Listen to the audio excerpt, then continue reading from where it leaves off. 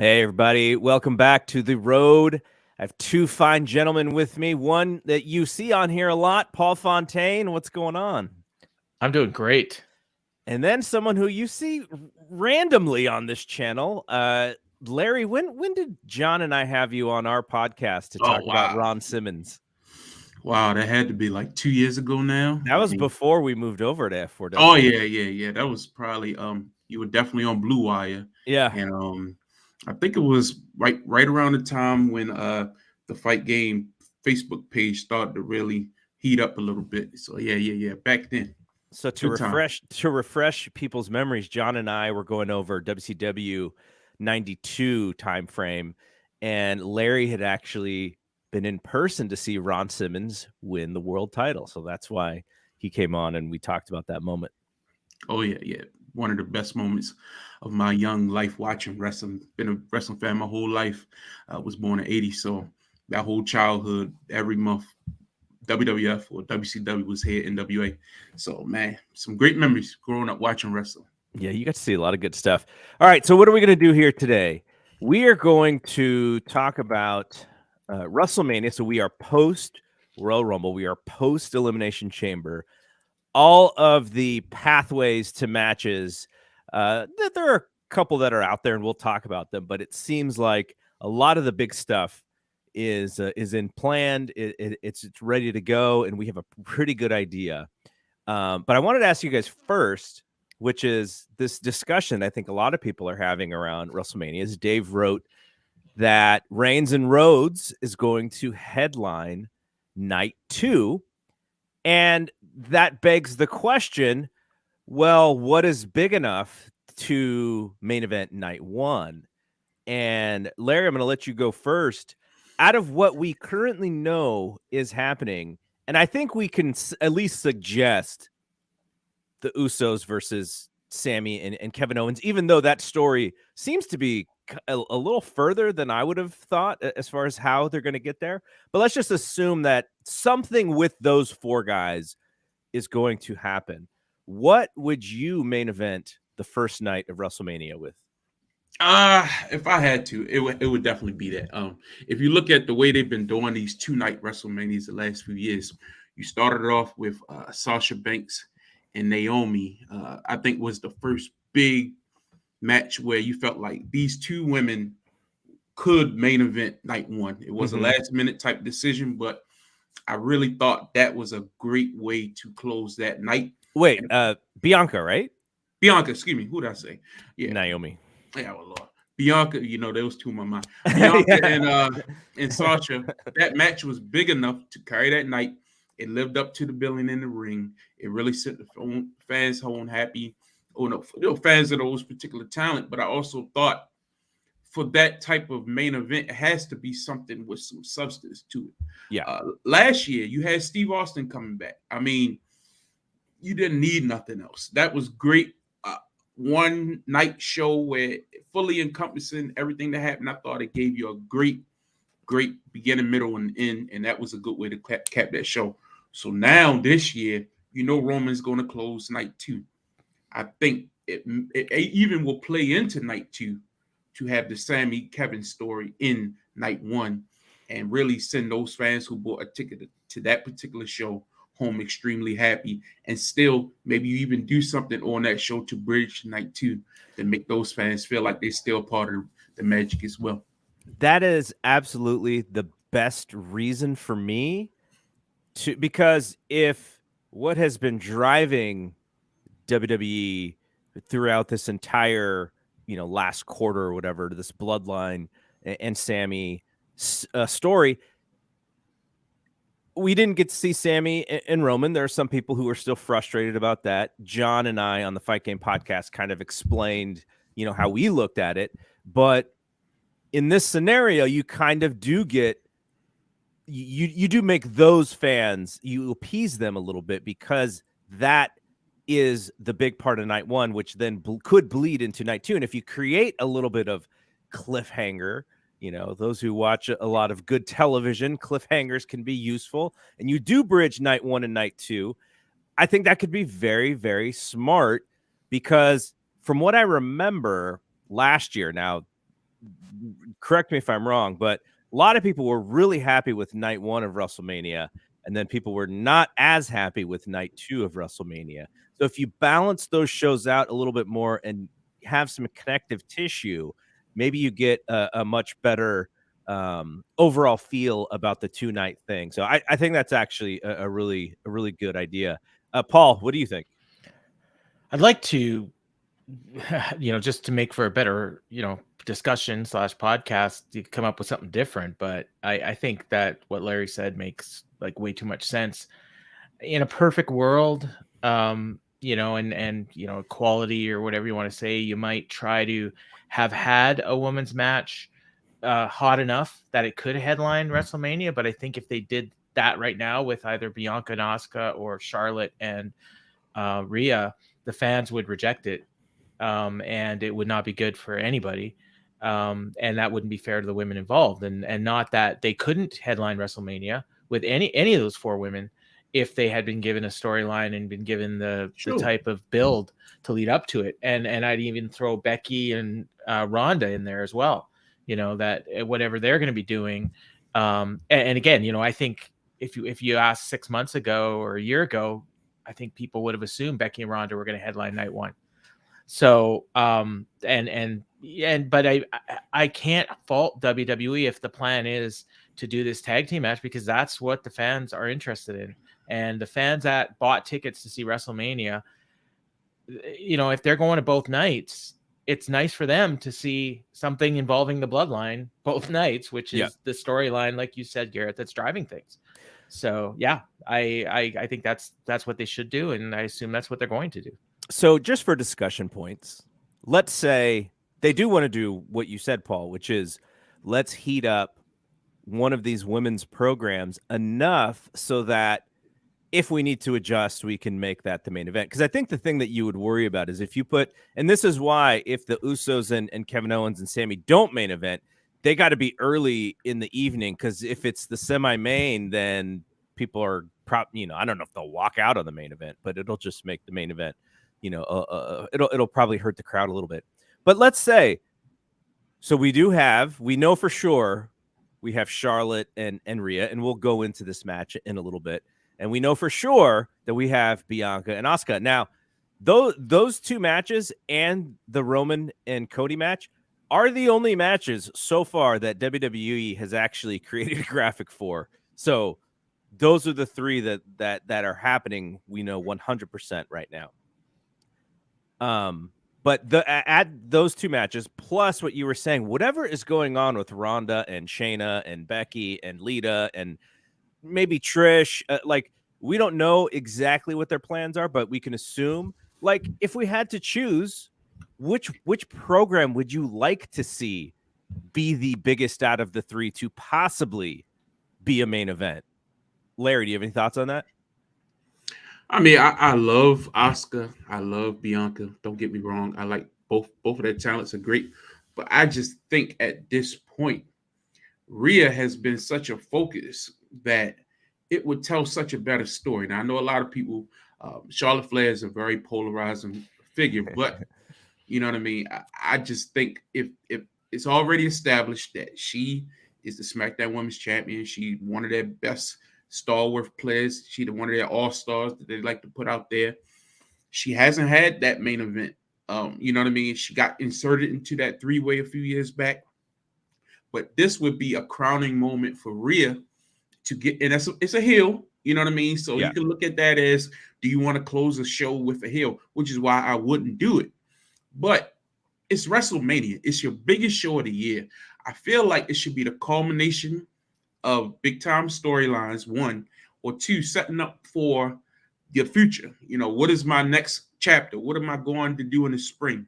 And Rhea as women's champion would be a good way to close night 1 if you don't want to close with the tag team titles. But I do think they've done such a great job protecting those tag team titles and elevating the Usos to where they beat everybody. You know what I mean? And even when you think, okay, they build up a Ricochet and a Braun Strowman, you're like, you can see them winning. They build up a Drew and Sheamus. Oh, I could see them winning. They beat them too. You know what I mean? So I think at this point, they have really done a great job protecting the Usos, and for Sammy and Kevin to in night one defeating them is just it makes too much sense. And then night two, you have Cody win, and then maybe even Kevin and Sammy come out, and all three are raising their titles to end the show. And it's just a good way to send home everybody happy in LA.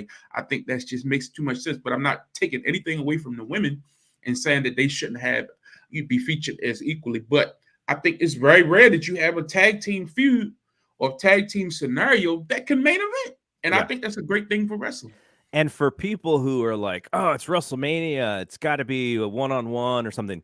The very first WrestleMania had a tag team as a main event. Mm-hmm. All right, Paul. Out of those three of the big women's programs for Mania, which one, if you had to pick, would you go with? Before I answer, I just want to expand on something Larry said at the end there with the tag team match. And I've heard people say that having Sammy in a tag team title match is a disappointment. And I think Larry had a great point in that they've built up these tag team titles so much. And it's also part of the story of taking down the bloodline. So I do think it works on that level. That said, when I look at all 6 women, and if you asked me and said, okay, we're going to put 2 of these women in a main event at WrestleMania, and it's going to go 20 minutes, who's going to have the best match and who's going to have a chance to steal the show or have a WrestleMania moment? And for me, the 2 women are Bianca and Asuka. That's true. Of those 6. Larry brings up a good point in the chat about Charlotte and Rhea had a great match at that empty arena WrestleMania. I'm not sure that would actually work with the crowd as well as it did, because I feel like the crowd, the roles they're so miscast. Charlotte's a baby face that the fans hate. Rhea's a heel that they hate too, but they love when she's in there with Charlotte, because how can you, and then you got Dominic at ringside, which is brilliant. I don't even know if they hate Rhea. I think that they're just trying to play the role that they hate Rhea. But she does a great job at they hate Dom. She's amazing. Dom should be with Charlotte. Do they hate Dom? Because I love Dom. I love Dom too. I see the tattoo tier. Yeah, he makes me laugh. But I think if you gave those 2 women, Bianca and Asuka, 20 minutes, they might have like one of the best women's matches of all time. Yeah, on a WrestleMania stage. So that's why I would go with those 2. Did Asuka had Charlotte's best WrestleMania match, didn't she? Pretty much. They had a good. I think Charlotte had a good 3. I think it was a 4-way in Dallas. I think it was. Yeah, we were there. Yeah, that was entertaining. Wrong person. That's my me. That's my hypothetical, right? Like, just by watching that entrance and Sasha and Snoop Dogg coming out, I was like, okay, we gotta change whatever the plans are. Flip it, man. But I think Charlotte had the best women's match on like 4 different WrestleManias or something. She had the best match, like on star ratings on like 4 different WrestleManias. And look, I'm not here to poo-poo Asuka ever. You know what I mean? I think in the ring, Asuka and Bianca, I love Bianca, but I think sometimes it depends on who she's in the ring with. And I think Asuka would be a good dance partner for her. But promo-wise, build-wise, is that match going to reach the level of a Rhea and a Charlotte match? Yeah. That's the question. Yeah. The one thing that we haven't, and I don't even know, I don't think WWE would really take this into account, but we do got to promote a Bianca and Montez TV show, don't we? That's true too. Yeah. So I don't think they would make it, but I think Bianca is at a place in the company where she's proven her worth. She's won the championship. She is a star, and I think she could still ascend higher. So I think that is if I was Triple H, that would be a goal of mine. Is like, okay, like we've got Bianca here. Like, how far can we take her, especially with this TV show? If her personality just comes off the screen on this TV show, then you may have something bigger than we even realize. All right, no, that's great. I think I would agree. Charlotte and Rhea. I think my main worry about that would Charlotte be frustrated by the crowd in that match, or maybe she just leans into it because she knows, she has enough experience to know that in certain scenarios, she's going to get booed. if she would, she could. If I mean, it would be smart for her to lean into it, right? Especially if she's going to lose that match. And then, yeah, I think that's the one I would do. I just, and we'll talk about this as we get to it. But I just asked Dave yesterday on Wrestling Observer Radio. I'm like, if we're doing a tag match and Ronda and Becky are involved, like, why? Like, why is it a singles match? Why didn't we create this scenario where they get to have, their match again? That whole thing is weird to me. And I know he keeps saying, well, Ronda and Shayna wanted a tag team run. And I was like, yeah, you can do that like immediately after. Like, it doesn't have to happen now. Like, what's going on? But what is the plan? I'm still confused on the whole makeup of everything, because it's like, okay, right now, Io and Dakota are the tag team champions. Yeah, we're just like we're just taking the belts off of them. We're shoving them into whatever, and they're still the champs. So those are two heels. Okay, who are the baby faces are going to take the titles from? Is it Lita and Becky? Okay, so say they won the titles. Are you now? They say Trish is involved, and Bayley's still out there. Isn't that a 6-man? Yeah. So I heard a suggestion about one night would be a tag match, and another night would be the 6-man tag. You can do that, but do you need to do that? You know what I mean? Can you separate that? Maybe save one for the night after WrestleMania, or one for another show that's coming up quickly. Backlash. You know what I mean? I'm like, the marquee would be have Becky on one side of the ring, have Ronda on the other side of the ring, and have them get a third. You know, me and Paul talked about this. I thought a good one would be, what's the young lady name who was the commissioner on SmackDown? Oh, Sonya. Sonya. I thought they were going to put her with them. Then that's the 3. You know what I mean? But it still doesn't make sense with the other people that they have involved in the feud. So I'm gonna have to wait and see this play out, because I don't see it myself. Yeah, Sonya is the one with the background. No one else has an MMA background in the women's side, at least on their current TV, right? No, like Natalia's like trained in it, but she didn't actually fight. Yeah, and she keeps getting her butt kicked every week. Who's I guess Marina is in AEW, so they can't bring her in. Jessamine Duke, we're bringing back Jessamine Duke. Come on now. Nah, we good. What's Jessamine doing? Let's do it. I'm in. Okay, Van Zandt, what's she doing? PPC. Well, they let Mandy go, so yeah. I don't think she stands a chance either. Yeah, who could we like? I asked Dave this the other day. Well, actually, it's probably been a few weeks now. Like, who is out there who is like a Logan Paul on the women's side, to kind of come in and spark things up. And he just said, that's who Ronda is supposed to be. And I'm there like, was a she's singer. been here for a long time. There was a Disney actress / singer that I heard was training not that long ago. Remember, I mentioned it to you, Garrett. I didn't remember her. I didn't recognize her name. That's not it's not the young woman who is in Wednesday, is it? I don't know. She's like 20, whoever she was, and I'd heard that she was training and was coming in, and then I'm like, I don't know who this person is. And then you said your twins loved her, and but you would have never heard of them if you didn't have kids. Yeah. I'm trying to remember. Yeah, I can't remember who, but somebody like that, like some 20-something thing that is way off our radar probably is their version of Logan Paul, because I didn't know Logan Paul before he showed up. Let's bring in Cyborg to even the there man, we go. Yeah, but Kayla Harrison. Yeah. But the question I do have is, where does Bayley fit into all this? I just feel like Bayley has been so in limbo since she returned from that injury. I know, her and Mercedes are tight. You know what I mean? I feel like she has one foot in, one foot out, still doing the job or whatever. Don't get me wrong, but her work hasn't been as crisp to me. And she hasn't, even though she was in that feud with Becky and she has the crew with her. Do you see anything really that excites you for Bayley for WrestleMania? You know what I mean? It just, I feel like she's missing her road dog, man. It just feels I feel so bad for her, to be honest with you.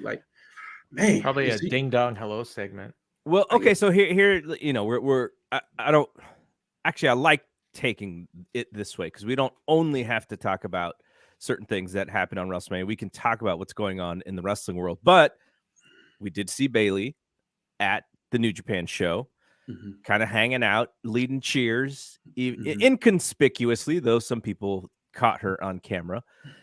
And what Mercedes is doing now, I think, at least according to Dave, she's only got like 2 matches booked, right? Like, so the this comeback could be, I'm gonna get this out of my system and I got other stuff to do, or it could lead to other wrestling things as Yeah, well. I think But when it's just pen to paper for 2 more matches. You know right, what I mean? right. But what I wonder is, and this is kind of who pioneers are, right? You go, oh, we can do it another way. Like, this isn't the only way to do it. Now, if you are someone who is, maybe risk averse and WWE's like, oh yeah, we're going to pay you 5 years, lock you up, you're fine. Then maybe you take that deal just because, that's sort of your livelihood. But Mercedes has shown, hey, here's another way. We saw Stardom even finish very highly in these Wrestling Observer Awards. So their public, in the public, they're bigger than they have been probably ever. So New Japan is opening, the IWGP Women's title, so there's more opportunities there. We all know about the AEW opportunities. So I do wonder if you ask some of these women, is there another road for you? Because probably 2 years ago they were like, nope, this is what we're doing. And maybe now, because of what Mercedes is doing, there is some openness to that. And A. Bailey is very popular to the pro wrestling audience. She would fit just about anywhere she went as long as she was booked strongly. Larry, do you think that some of the women may be looking at it that way now, whereas 2 or 3 years ago there was no path other than WWE? I think it depends on how you slot it now and what you project yourself out as. Okay, because if even we talked already in this card about, look how many matches we talked about that involve women. Yeah. You know what I mean? So it's not like they're in a bad spot. No. With having enough women. We haven't even gotten into NXT. We haven't even talked about Liv Morgan. Like, what are they going to do with her? Is she going to be on the show? You know that there's a spot for a lot of these women we haven't brought up. They're trying to do something with Piper Niven, different ones like that. So at some point, you do have to start looking at, okay, Bailey's a name. Don't get me wrong. There's still a spot for her. She's been featured all fall, all winter, feuding with Becky, feuding, with Bianca. So at some point, you do have to bring in some fresh faces to that division and start. And then maybe for Bailey, she looks at the landscape and say, okay, my contract is coming due. Maybe it's time for me to go see if there are other greener pastures out there for me. There's nothing wrong with that. And I get the point that you need to utilize all the star power you can. Like somebody like Natalya doesn't need to get main event matches anymore. She's a good hand who can, help train some women and stuff like that. But is she really going to excite anybody in a big match right now? No. So I think there is going to be a moving of the guard, but somebody like Charlotte's always going to have a place if she wants it, Yeah, absolutely. All right, let's look at some of these matches here. We'll first look at the big one. What do we do here, guys? Are we belting Cody? Do you guys like Cody's presentation so far? My worry, as always, with Cody is that at some point the pandering is going to be too loud for the fans, and I think we'll get through WrestleMania because I think the fans really want this thing to succeed. They want his run to be great. I want this run to be great. I thought the Heyman thing was a little bit of a backstep from the week before, but the week before was so great. I was like, maybe we should have saved this one for the go home. It was so great. But Paul, what are you thinking here? Are you feeling this match? Oh, I'm feeling the match for sure. But I have no idea what they're gonna do.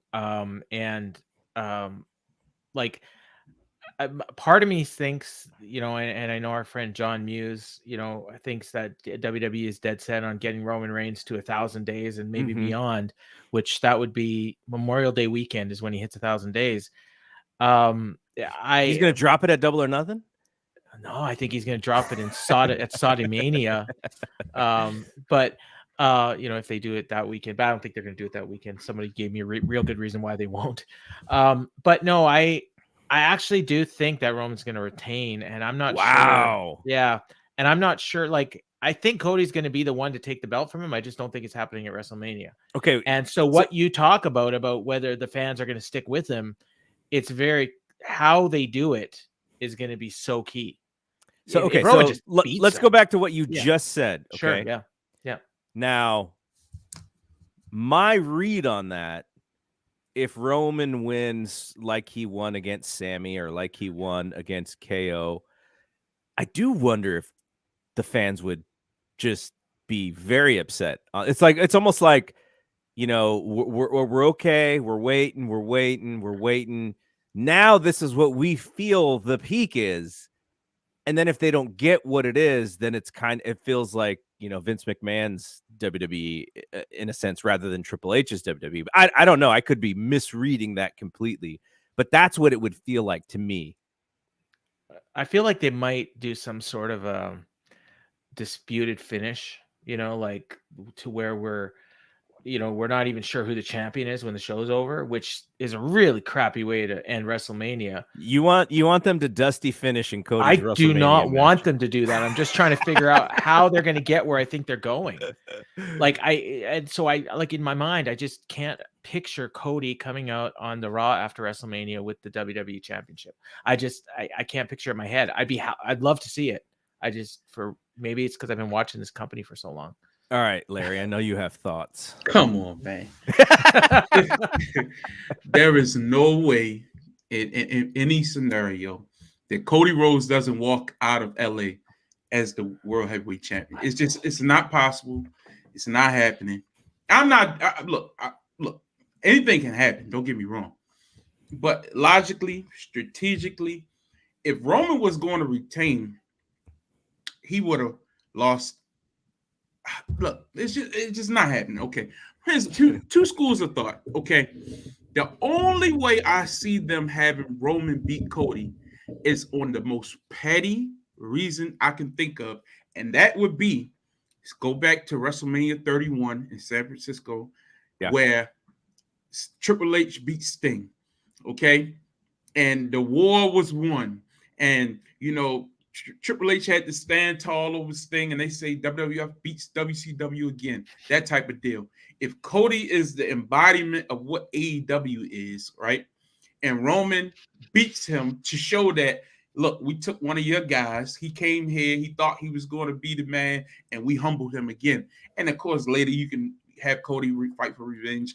If they position this as an AEW versus WWE thing, that's the only far-fetched way that would happen, but I don't think that's happening at all. I'm just saying I've heard that theory out there. Yeah. Okay. My thing is Roman has held this title. I don't care about this 1,000 days thing. That's crap.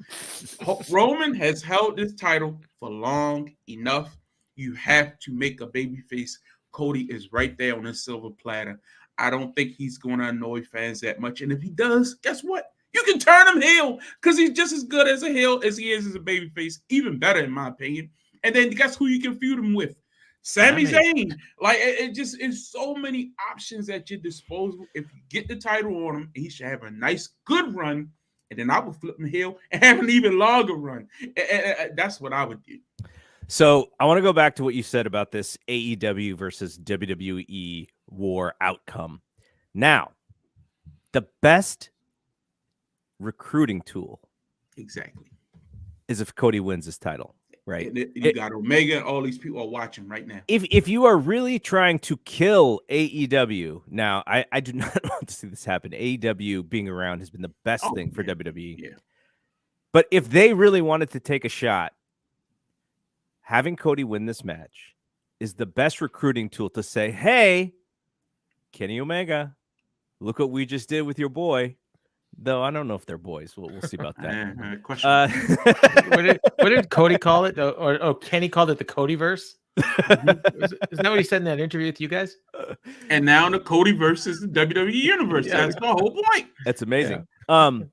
But there are other people there, right? And I do not think Moxley would come back unless the opportunity was like just pitch perfect for him.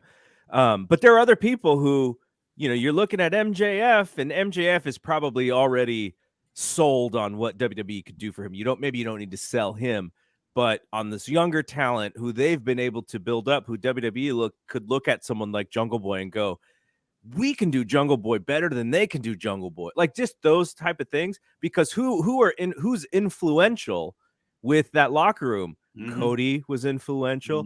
Kenny's got his piece. The Young Bucks got their piece. You always have Jericho. Jericho's going to go where he feels he's going to be respected and utilized correctly. So that would be the best way to do it, is you have Cody win, and it tells the AEW locker room, like, we're playing ball, man. Like we can make you guys bigger stars than they can, which I think it's arguable on some of them, but for some of them, maybe they can.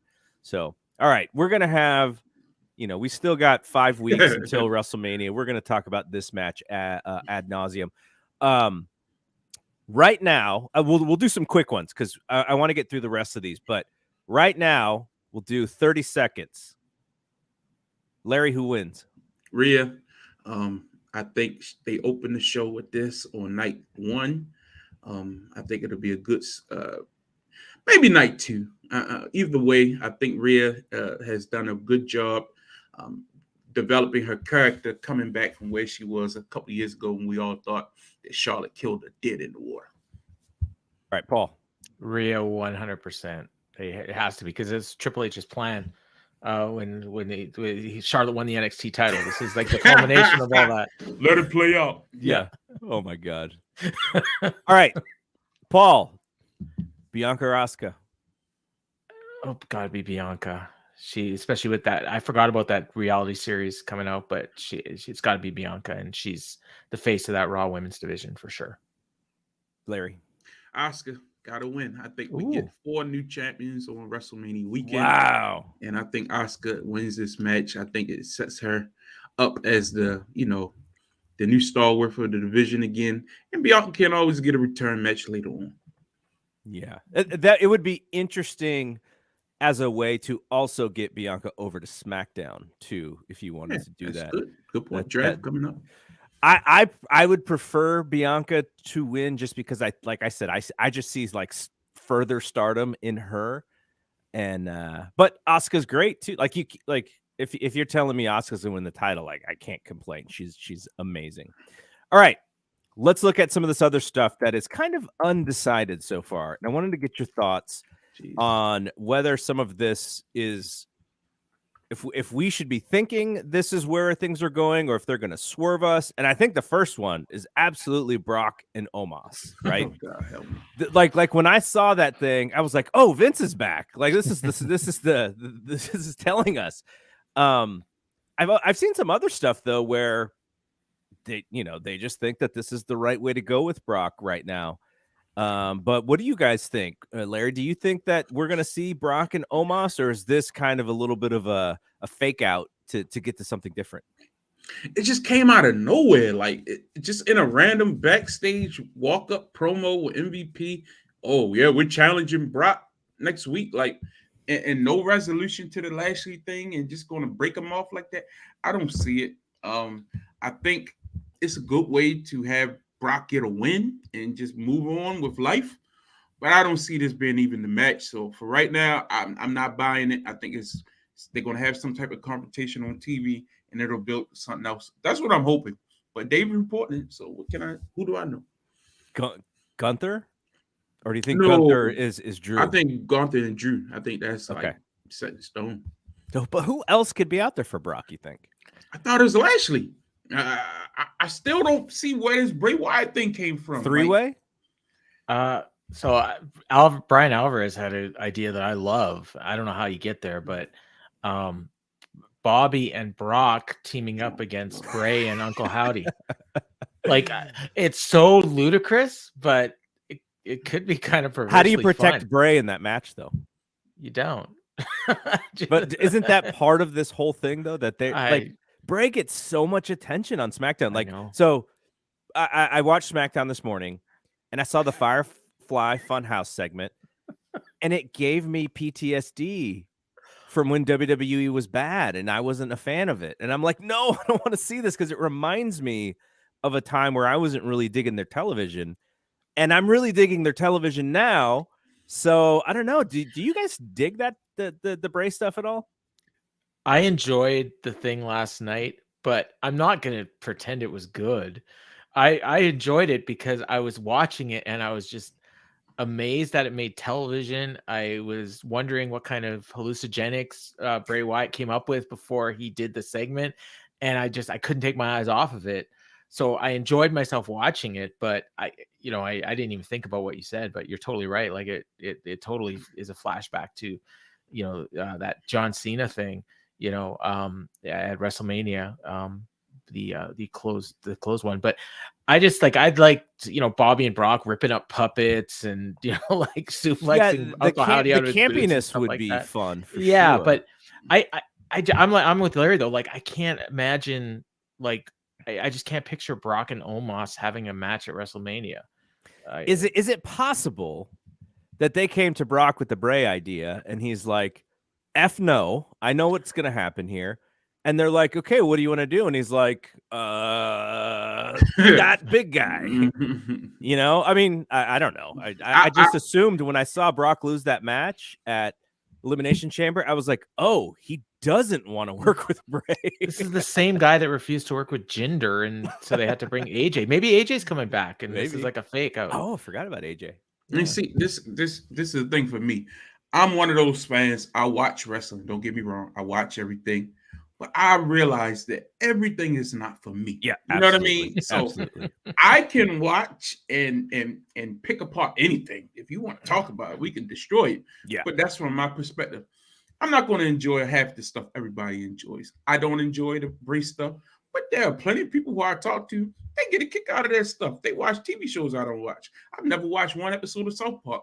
I know that sounds funny to a lot of people who love that kind of stuff. It's not for me. You know what I mean? But I can appreciate those people who like Bray Wyatt, but nothing he does is for me. Right. So I just move on with my life. One person that I do think a lot of people, and I brought this up in the group, is Matt Riddle. I want to know if he's going to come back, have anything on WrestleMania, or they waiting for after WrestleMania. Yeah. I thought him and Brock would be very interesting. That would have been good. Him and Bobby, they had something early in the year that they never finished up. That would have been good. But I just don't see how you get from Brock to almost out of nowhere. I can see doing it as a spectacle. Yeah. I can see that. But I think there are other options out there would be more entertaining. You know who Brock and Omos is for is my dad to walk in the room and go, who's that big guy? Yeah. And then to see Brock put him in the F5 and then my dad will turn and go, now I know wrestling's fake, but that's not fake. You have to pick that dude up. That's straight. Like that's how he would see that match. Or put them all in the Andre Memorial Battle Royal or something. And you know what I mean? With Braun Strowman, because they don't have anything lined up for him, and Ricochet and all these guys like that. I can see putting all those, have a feud around those guys and put them in there and let them do that. But to have a one-on-one match that's going to be maybe 2 minutes at best, who's really bothering? But come on, there's something going on, like MVPs with Omos, and like they've been doing behind the camera things with Shelton Benjamin and Cedric Alexander. So there could be, and Brock and Shelton have a history, as tag team partners. So there could be something here we're not seeing that'll be more clear. That's what I'm hoping. All right, we're going to skip around a little bit because I think we'll have more to talk about some of these matches, like Seth and Logan. We know is happening. The Logan will be on WWE TV eventually, and they'll set more stuff up with that. I just find it that Seth is in this role in WWE now where they just pretty much trust this dude with anything. They're like, we got this thing. Who do we do? Seth. He's money. Like we don't have to belt him. Like he's just going to be in something very high valued, and we just trust him to do. He's kind of like, I know we had this conversation, but he's kind of like their Moxley. Like anything you need, you just go to Seth. Like you just know he's going to do a great job with it. He may not be the top T-shirt seller in the ball game, but he's going to take something that, maybe even if it's not great, and he's going to make it really good. So I just find Seth to be so valuable to WWE. We'll follow up with that on a future episode of this show. Edge and Finn Balor. To me, the program is a little long in the tooth. A little. I am not excited to see this. Now, I've mentioned this before on other shows. I'm not a fan of Get Off My Lawn Edge. It just feels a little outdated for a babyface to be like that. I get it though. I understand it. I have kids. I have kids. My kids have friends. I get it. You just want to smack some of these dudes upside the head, but I don't know if that connects with anybody other than old white guys, old people who don't generally hang out with anybody but them. It just feels weird to me. Like this is WWE. Edge is a baby face, and he's a 50-year-old dude saying that young people don't understand how to work hard. Who does that connect with? I don't know. Paul, what you think? So, because Paul is older than us, yeah, but he absolutely does not think that way. No. I mean, and I'm like you, Garrett. I'm sick of Edge. Kind of. If he wants to run out his contract and go to AEW, don't let the door hit your butt on the way out. But I think they did this feud backwards. The Finn Edge match should have happened at Elimination Chamber, and it should have built to the mixed tag. Yes, that mixed tag that they had Elimination Chamber on WrestleMania would have been incredible. So we've already seen it. We've seen that big, huge moment we got at Survivor Series, or was it? I can't remember if it was Survivor Series, but when the I Quit match, like we got that. Then we got the comeback, and we got that great match, and Edge and Beth won. Like the feud's over. Like it's done. Like why are we going back to this? Like there's no reason to go back to it. That's the problem here. They're not even trying to give us a reason. They're just assuming we want to see it. Yeah. That's the problem. And I think I don't have a problem with Edge. That's just me. I think he takes enough time away that he's not overbearing to me. You know what I mean? So, but when he makes his comeback, the crowd loves him. Yeah, no, he's great. He doesn't overstay his welcome. Great shape. Like this dude doesn't bother me at all. This dude is. But I think he could use a different opponent. I love Finn Balor, and that's the sad part about it. I think years ago we were talking about how the TV's dominated by some of these born wrestlers, but when I look up and down the lineup, I can name the born wrestlers. You can name the Baron Corbins and the Miz's and the Dexter Lumis's and your guitar player Elias. You can name those guys, and they all in a bunch. But a lot of these guys we're talking about are really good workers, given the opportunity. And Finn Balor is one of those people. But when you constantly, and I say this about any wrestling organization, when you constantly keep somebody on a treadmill doing the same thing over and over again, it doesn't have the impact. I would love to see Finn Balor and a Ricochet, Finn Balor and someone who can go out there and have a good program that we don't see every week on TV. So when you do get to a WrestleMania, it feels like a bigger thing. But right now we don't have that. So Edge, I get the story is there, but is that really something we need to see again? I thought it was excellent at Elimination Chamber, the tag team match, outside of that botch they had when Edge missed the save or whatever it was. But other than that, the crowd was hot. It was in Canada. What more you want? I don't think they need to keep going back to the well, though. No. Now, there's going to be a stipulation in this match, right? Like there has to be. I guess. The Hell in a Cell has been talked about, and Triple H has talked about wanting to use that more as a realistic, blow off rather than just a pay-per-view with the name on it, themed. So they could do that. But is there any other match that you guys would rather see the end of this feud be than Hell in a Cell? They had an I Quit match. You could do a loser leaves. Like, I mean, I think at this point, if they put it in a Hell in a Cell, it would seem more contrived than when they announce, October is going to be Hell in a Cell. That's and kind of how I feel. Yeah. Like there's no reason for it. Hell in a Cell should be the main event of the show, not just in the middle of the show. Yeah, I don't. And I don't want to give them ideas because all of a sudden, main event of night one is Edge and Finn Balor. If they wanted to do the Usos against Sammy and Kevin in a Hell in a Cell, like that would be justified. But I don't think that's even justified for the first match. I would but I'm just saying, like, if they wanted to do one, like it would make more sense. There's no WrestleMania feud right now that is that heated that would require Hell in a Cell. I don't think. No, not off the top of my head. I would have to think about it. I have heard also, we're gonna see like Brood Edge against Demon Finn, which I think is just some cool idea somebody had that they haven't really quite figured out why or how we get there. But I wouldn't be surprised if we saw it. Especially WrestleMania. I think Triple H has always wanted to do that Finn Balor Demon entrance at WrestleMania. Is it going to be dark enough? That's true. Outdoors. Yeah. Man, I'm not saying it has to be dark. We've seen outside shows, but let me think about this.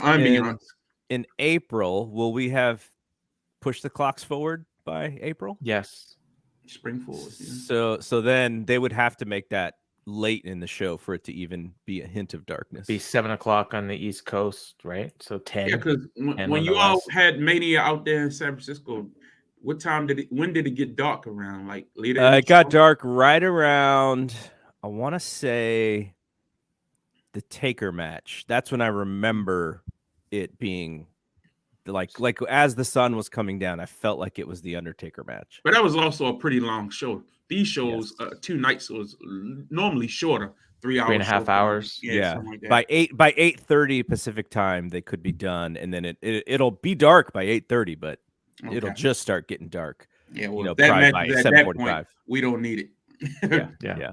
Okay, no, I'm with you guys. I'm just trying to figure out why this match is kind of still on the thing, and if people maybe people do want it. I like the idea of Priest being in that match, but it's really not that big of a difference. The same crew, he's feuding with the same people. See, Finn is really the guy who they pitted him against. And I was super high on that Elimination Chamber match and all those guys in there.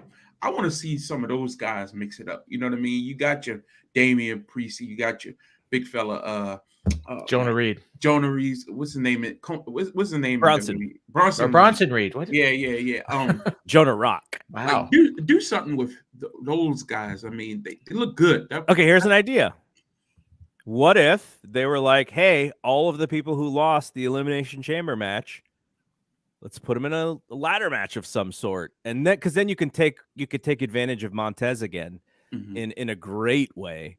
Maybe add a couple people from SmackDown. Yeah, future winner gets a shot on the next. Well, this is what I thought they were going to do. What's the guy's name? Austin Theory has been doing this open challenge, right? And then they announced Cena's coming on March the 3rd, I believe, or one of those dates. How about have someone defeat Theory for the United States title because Cena maybe interferes or he comes out on some type of distraction. So get that that United States title off of Theory, so that that match doesn't need a belt. Okay, let those two have their own match, and then a United States title match can be maybe a ladder match or something of that sort, utilizing some of those talents that we don't have a clear path for what they're going to do on Mania right now. Yeah, no, I have been saying that the entire time. Like, how does Theory keep this belt? Like, why would Cena want to wrestle for this belt? It's sort of, I don't know. It's just not that it's beneath him. It just doesn't make any sense. So yeah. All right, let's get a couple more of these question mark matches in here before we get out of here. So we kind of talked about this at the beginning, but I'm still very interested in what you guys think would be the best usage of Becky and Ronda at this point. Do we want to see this intermingling in a tag team where it's Lita and Becky against Ronda and Shayna? Do we want to see them in a mix with a 6-woman tag? Where does Damage Control fit in? I just am still so confused that Ronda and Becky is not the match. And then if you tell me that, oh yeah, we're going to do something completely different, and then you put them in a tag, I'm just going to be like, well, why isn't this just the one-on-one match? So that's the part that I'm confused about. But do you, either of you, have any other better ideas for usage of two of the biggest stars in the company? I know Ronda's getting a lot of hate. She won the most overrated in the Observer Awards. So a lot of people are not really liking her stuff. I still get a kick out of her when I see her. But how would you, is there anything you guys would do differently from what they're doing? I'll let you go first, Larry. Well, I'm not a big Becky person. I know Paul is, and I respect that 100%. But for me, I think a tag is good for her. You know what I mean? It gives her something different. I think maybe put them opposites each other in a tag match would be good, and then build to a singles match more naturally. I think right now it's kind of cold. You know what I mean? They haven't been dropping any hints. They haven't done anything to try to heat that feud back up. And now to just all of a sudden try to jump to Becky and Ronda would be dumb. But if the tag team titles are involved, that could be something that could spark it. And then maybe you headline with those two at SummerSlam or something like that. So for now, I think since we're here, keep it as a tag. Because there's nobody really I want to see at that level right now. Mm-hmm. And other than, a tag with those two right now. But that's just my thought. What do you think, Paul? Okay, what I hope would happen is that Trish comes back and they set up a 6-person Trish, Becky, and Lita against Damage Control, which would require Damage Control to lose the tag team titles at some point. Or you know what? Or the tag team titles don't even get defended at WrestleMania, and we leave Ronda out of it. But assuming Ronda wants to wrestle with Shayna as a tag team, they would drop the titles, and then Shayna and Ronda would win the titles at WrestleMania from whoever they drop the titles to.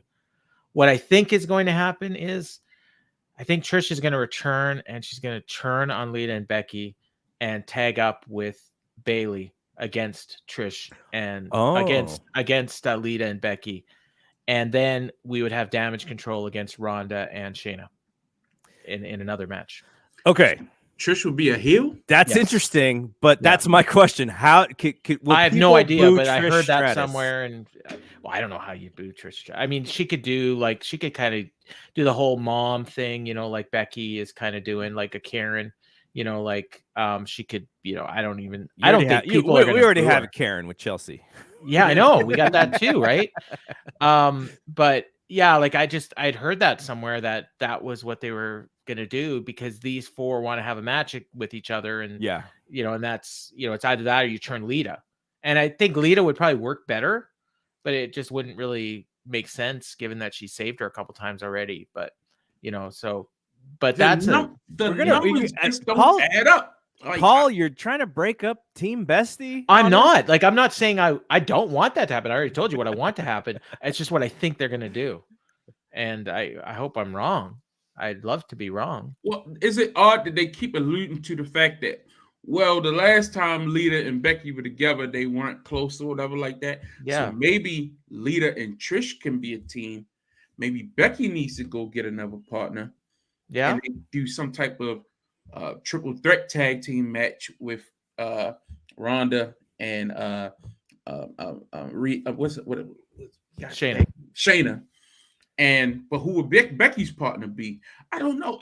The numbers don't add up, because then you're leaving out EO and Dakota. So they would have to be fodder on another show. We need Sasha in this mix. It would be perfect. But then you're missing Alexa Bliss. You're missing maybe what's her name? Liv Morgan. Maybe Becky and Liv team up. Yeah. Didn't they have a thing where Becky said that Liv was going to be the next big star? And remember, Ronda and them beat up Liv Morgan, and she didn't really. Then we haven't even mentioned Raquel. Yep. There's a lot of talented women there. I don't know. Yeah, like Larry, like you said earlier, a lot of talented women who don't really have strong stories, right? They don't have a path to WrestleMania. Well, it's not even that, but it's they're all sort of booked at the same level, where as a fan, if you're a little bit of a smarter fan, that they're just in stuff. They're not in stuff to take them to the next level. Because even when Liv won that title, you knew that she wasn't going to level up. It was just sort of a token, in a sense, to get Ronda even to be more of a heel. But you know what I find hilarious is Liv Morgan. Is she not the better version of Alexa Bliss? Like, do we need both of them? Better version, completely different version, but just I don't know. Like they look very similar. Their size is similar. Their style of wrestling is similar because they have to do certain things against the larger women. I just like I feel bad in a sense for Alexa Bliss because I think she can be very talented, but they have no idea what to do with this woman. Like, is it the doll? Is it the Bray Wyatt thing? Like, where has she been? Is she not a part of this Bray story? Is she a part of this Bray story? Like, I just am fascinated that, someone like her who was kind of able to get over a little bit, it does feel like they're like, okay, we can only have one of these women in this role, and Alexa kind of gets pushed to the side. I don't know. It's kind of interesting though. All right. Before we get out of here, I want to talk about one more thing.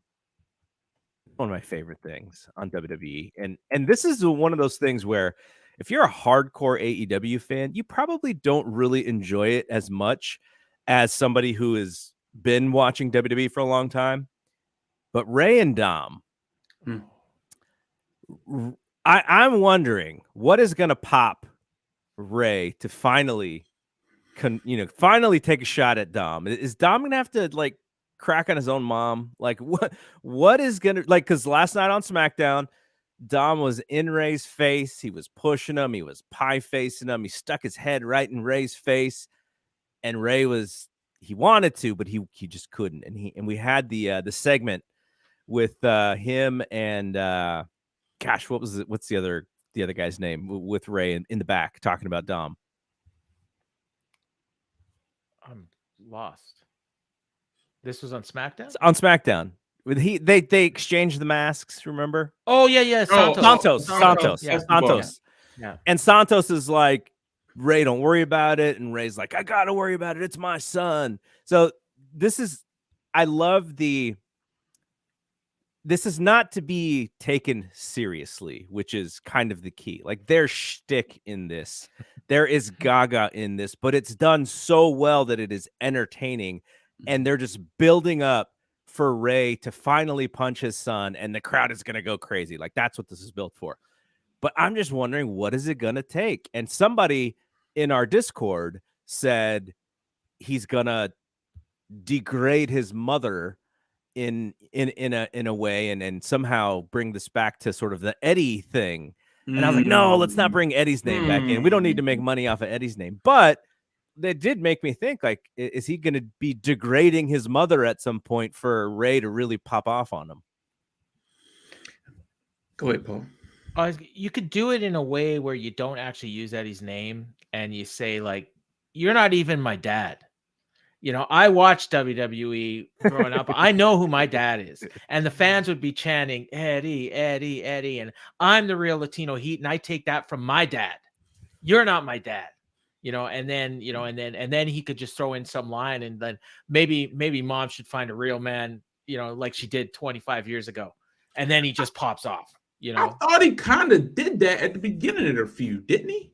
Like, didn't he allude to that? Like, yeah. And then Rhea kind of played it up with the I'm your mammy or whatever. That's where this all came from. Yeah. Yeah, that's what I'm saying. So I think they're going to go more of the traditional route. And I think that's the reason why we've been getting these segments with Escobar here lately and Ray, to try to make it like, okay, this guy looks up to me so much. And, he's showing so much reverence to Ray. And then Judgment Day going to jump him, beat him down, beat his whole crew, maybe like make him take the masks, maybe make him a real example out of him, and force Ray into a corner where he like, I'm gonna have to teach you a lesson. Like, it has to be something that really physically we can see it, and the drama's there. I don't see them beating up, I don't see Dominic doing anything with his mother, or Ray doesn't have any best friends on the show anymore. You know what I mean? Like, who is his like tight buddy? But they already did that. Get off my lawn, Edge. Yeah. Yeah. Or do they do a tag match again? We already seen a tag match. Like, that's what I'm saying. They already did a lot of the things that would have naturally led to this match, but I still want to see it. Yeah. Unlike Edge and Balor, this one they've done a good job making Ray be like, I'm not going to fight my son. I'm not going to fight my son. So it has to be something that drives him over the top. No, I think it's a great point. I do like seeing Santos involved. I hope he gets elevated out of this. I think it'd be great for him because he's very talented, obviously. And he's not only talented, like he's actually out of the luchadors, he's actually more talented as a character, I think, than even a wrestler. So him allowing to show that, I think would be awesome.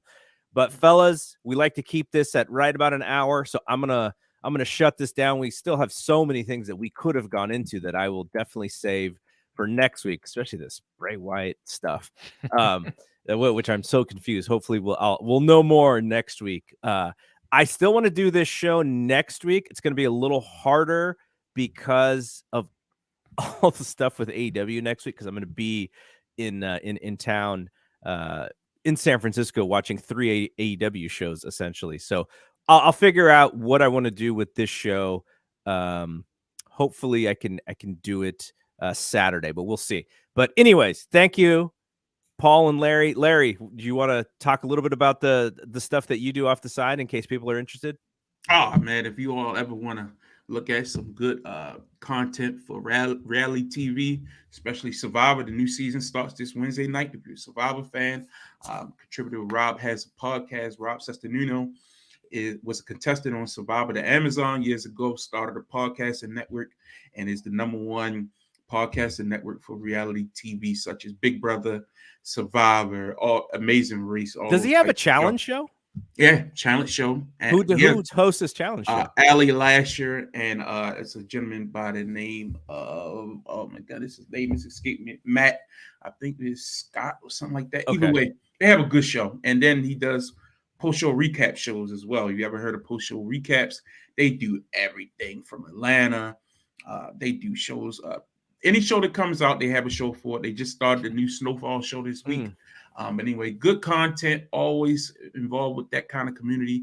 I have Discords with them as well. So, man, I love TV. I love wrestling. I love football. I work for the Ravens and things of that nature. So I'm always around in different chats and stuff like that. And, you know, I'm critical of everything, but people think I'm a hater of AEW. I'm not. I love AEW. I want to see it succeed. And I'm just, you know, I like to tell the truth when I watch wrestling. I always go to the old boxing referee. Was it Joe Cortez? He used to say, "I'm firm, but I'm fair." Damn, man. Like, come on. I've been watching this stuff since I was 4 years old, man. Yeah. That's a long time, and I've seen it all. And I've been an observer subscriber. I told the story before where my uncle got me a copy, and I was like, what? Ric Flair going to WWF? What is going on here? And I've been hooked ever since. And, you know, that's the world we in. So it's always a pleasure to link up with you gentlemen. Hopefully I'll make it to another AEW weekend, since that's the only time we link up now. But you going to Mania this year, Paul, right? No. Are you not? No, I'm going to Revolution next weekend, though. My wife's birthday is always WrestleMania weekend, so it's going to be pretty hard. Yeah. Well, double or nothing. Come on. I'm going to try, man. I'm going to try. Vegas. Let's go. See, Memorial Day weekend is tough, man. It's hard. Yeah. It's really I'm in the hard. hotel business. It's very busy that weekend. So I'm going to try my best. All right, Paul, pretty big Dynamite show this week. Yeah. We got the Dynamite show coming up on Wednesday. It'll be the go home for Revolution. So Jeff Hawkins and I will be doing that. We'll be doing it live on this very channel. So we're hoping that you'll all join us. And I'm going to throw out some invites to some VIPs, and we'll see if anybody responds. Yeah, we'll get that scheduled here. Shortly. So we'll invite some a little notification there. Invite some members of the Fight Game Media family, and so it should be a lot of fun. And then Ryan, Frederick, and I on the Fight Game Media free feed, audio only, is we have our In the Clinch MMA podcast. Thanks for the bets today. Yeah, I hope they come through. There's some big UFC fights coming. There is. I mean, I'm going to be there live next week. I'm covering it for Wrestling Observer. Well, I'm credentialed through Wrestling Observer. I'm going to try to do some content for them as well. But that's next weekend as well, right? Yeah. Well, that's John Jones I'm going to Goddard? UFC on Saturday, and then I'm flying from Vegas Sunday morning to San Francisco. Garrett's going to pick me up, Mm. and then we're going to watch Revolution. And then I'm going to fly back to Vegas, and then fly back to Winnipeg the next morning. So It's gonna be it's I'm crazy. I'm looking forward to it. It's going to be a lot of fun. So follow me on Twitter, Paul Ace Fontaine, and I'll tell you all the stuff, and get in the Discord if you're not already. Yeah, awesome. All right, so for Paul, for Larry, thank you to you both. I'm Double G. We'll see you when we see you. Peace out.